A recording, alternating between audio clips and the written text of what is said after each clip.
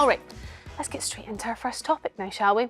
And is it right to scrap one-word school ratings? 0207 862 2222 is that number again. We're taking your calls on this right now. These are the ratings that we're talking about. You can see them now on the wall. We're talking outstanding, good, requires improvement, and inadequate. That's what you see.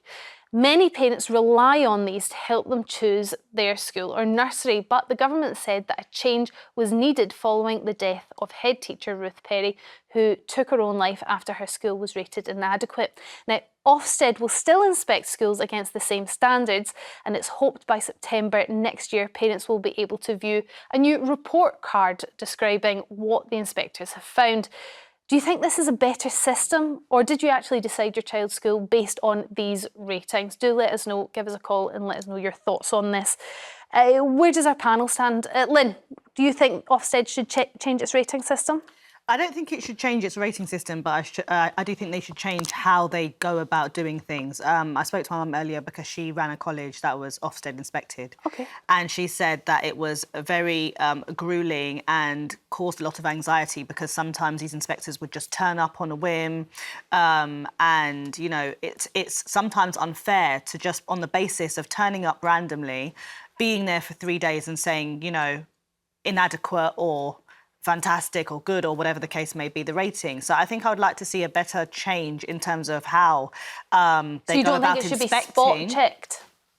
No, I think maybe spot checked is important because you need to have that level of, you know, surprise to a degree. But I do think a little bit of warning would be nice because I think you can't expect a school with children that sometimes you don't know how things are going to be that week, and to just deem a school maybe good or inadequate on the basis of 3 days when they may be outstanding the other days, I think it's a bit unfair. But I don't agree with scrapping the one word because I do think it's in the best interest for families to see, you know, OK, good, but why is it good? Let that report be there to back up the one word. I don't like to see legislation or policy being created on the basis of a reactionary event. It's very sad what happened.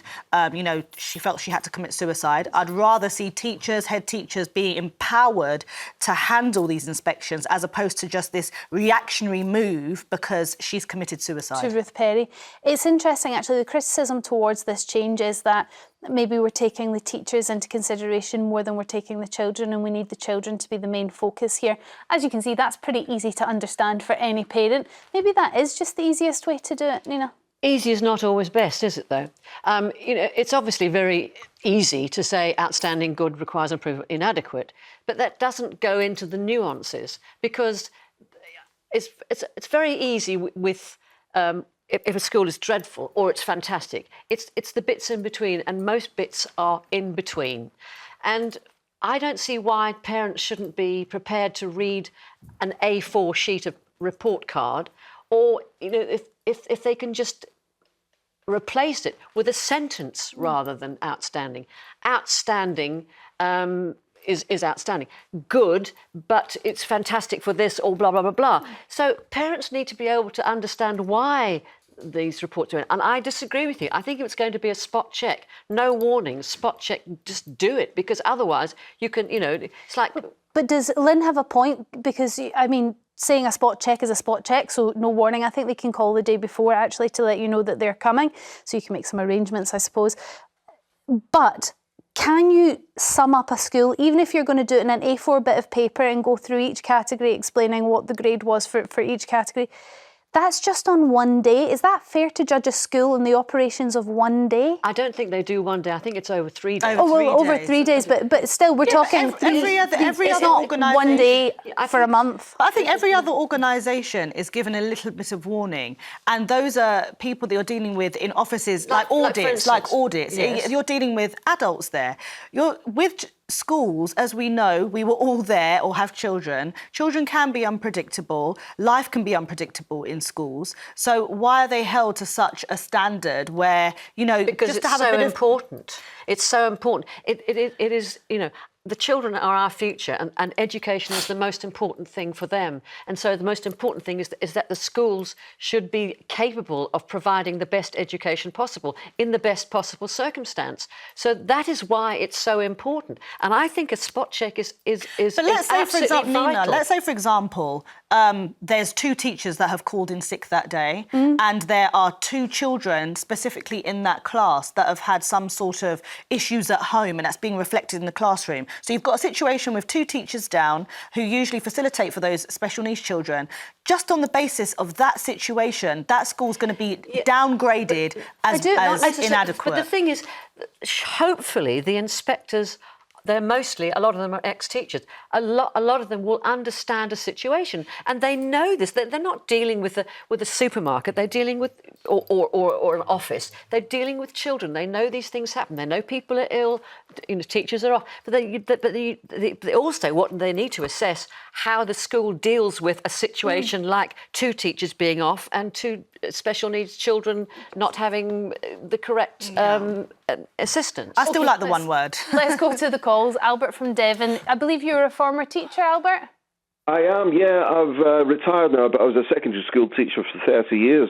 And what do you think about Ofsted changing the way it's doing things?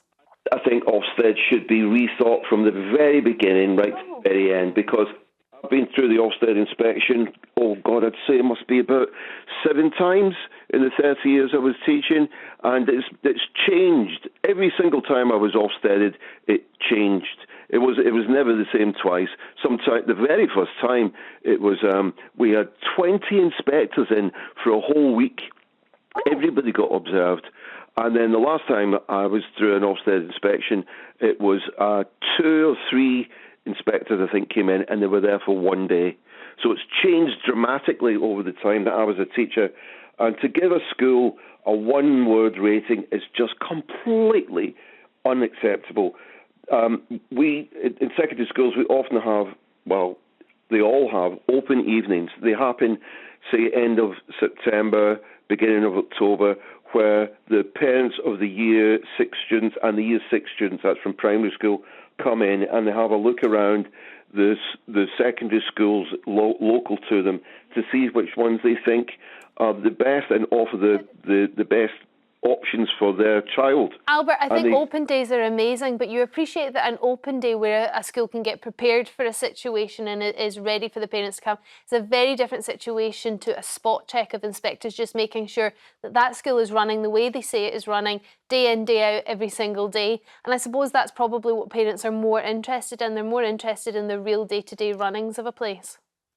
Yeah, because you can take a snapshot of a school on a good or a bad day, or good or bad couple of days, but that's not going to give you a real flavour of the school. Furthermore, a lot of parents in this country don't get very much in the way of a choice of schools. It's usually done geographically. Sometimes it's done by what siblings have been there before. A lot of parents don't get that much choice, especially in smaller cities and villages and towns. Any choice. So Albert, so they're stuck even if their school is inadequate or requires improvement. That's the school their child will probably have to go to. But Albert, just tell me in your experience, what would you like to see Ofsted do? How would you like to see schools inspected? Do you think this report card system is a good start? It's not a bad start, but I think Ofsted should be rethought from the expression they used to use was root and branch, and I think that's what needs to be done. The whole system needs to be rethought through, and they should get more teachers on board. I know that you're saying that Ofsted teachers are often ex-teachers themselves, but very recently, a friend of mine that I was working with in Exeter, because that's where I live, his wife was a primary school teacher, and she described the Ofsted inspection as hostile, and that's often the way I felt it as well. It's hostile. They're looking to pick fault.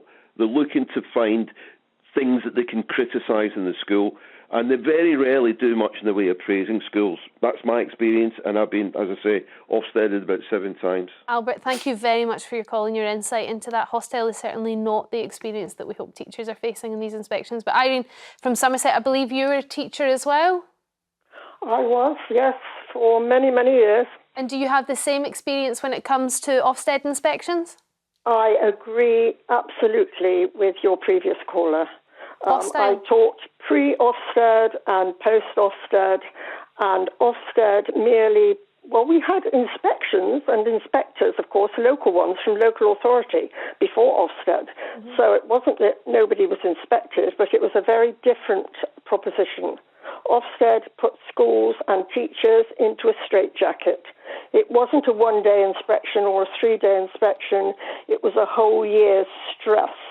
And that stressed heads, it stressed teachers, and consequently, it stressed children, because eventually at the end of the line, there are children. So, Irene, what do you think about this change? Because essentially it's going to be the same sort of Ofsted inspection. It's just the report, what we see at the end is going to be slightly different. Instead of just one word, parents will be able to access a report card. Is that any better, or do you think it needs to change fundamentally? Well, that is better, but I would prefer it to go back to the local authority, which is what used to happen. The local authority knew the schools, the local inspectors knew the schools, and they knew the difficulties which some of the schools operated under. And they were a much more supportive organisation than Ofsted, which tended, as your former caller said, to look for to criticise and not support. I do wonder, Irene, I mean, you've got far more depth of experience in this, but I do wonder if it goes into the hands of the council. The council have an interest in making sure that they've got good schools in their area, so they'll probably be more favourable than Ofsted would be a little bit more objective or subjective. Objective. Yeah. So I totally take your point, but hostile is not what we want. Interesting, you agreed with our first caller there, both former teachers. Thank you very much for your call. Christina from London, Krista, in London, what's your experience with Ofsted reports? It's Christina. Oh, it's Christina. Christina. I agree with them. I don't think Labour are doing anything different, because if you look at an Ofsted report now, on the short version, you've got leadership and management, for example, teaching and learning. You don't have to be good in all sections to get a good. You don't have to be outstanding in all sections. So you, as parents, you can look at that. And overall, the school's good, but they might have an outstanding leadership team, or they might have outstanding teaching and learning. So that's already there. They're not doing anything different. But what they're not doing is giving that overall rating. That's the thing they're taking away, and they're taking it away because they feel, or this is what the government says, they feel that too much pressure is being put on that one word, because people aren't looking at the bigger report. They're not looking into any more depth. I mean, I know myself, if you're looking at Rightmove, for example, or you're looking for houses, they have the local schools, and you see the school name and then you see its rating, just that one word. And I suppose the question is whether you can sum up an entire school in one word, just visiting for a couple of days every 4 years. No, you can't. But what are they going to do? Are you going to have on Rightmove a whole A4 description of the school? It has to be a one word overall, and it's down to parents to say, okay, let's have a look at, I want a school. Maybe I need a school to have a good leadership. It's my preference. Maybe the teaching and learning is important. Maybe the behaviour section is important. If they've got outstanding behaviour management, that might be suitable for Christina, me. You actually believe that it is the parents' maybe laziness in not looking more in depth into these reports and focusing solely on those one words? I don't think it's laziness. I actually don't think that parents don't do that. They actually do that, most parents. Okay. And yes, there may be a few that go with the one word, but that's their choice if they're happy to go with that one word. But you can also go onto the school and look at that. Okay. And going back to the what you were saying about spot checks, the reason it has to be on the day with no advance warning is absolutely to do with safeguarding, because a local school failed immediately because the Ofsted inspectors got through the gate, went through the school, knocked on the head teacher's door and said, "Good morning, we're from Ofsted, and you've just failed," because they could have been anybody off the street. Interesting, Christina. Thank you very much for your call. Janet from Devon, what's your view? 2 calls from Devon just on this part. Janet, what's your view when it comes to the Ofsted report? Do you like the one-word ratings, or are you quite keen on a report card style? So, hi, Storm. I've had children going through the education system for many, many years. And what I've noticed is it's not just a one word. That's kind of the headline. So once Ofsted has been into the school, then they actually send a report to the school, and then the school shares it with us as parents. And there's always a big paragraph, 2 paragraphs, 3 paragraphs on why they have rated that school in that way. So if parents take the time to read the Ofsted report properly, it's not just a one-word statement. And my second point is, isn't this what we do to children? They go into an exam room for a few hours, and they are judged on just those few hours. Yeah, I mean, that is the way it is, and that's a whole other debate to have on its own, whether exams are worth the paper they're written on. Janet, thank you very much for your call. Thanks for all your calls on this.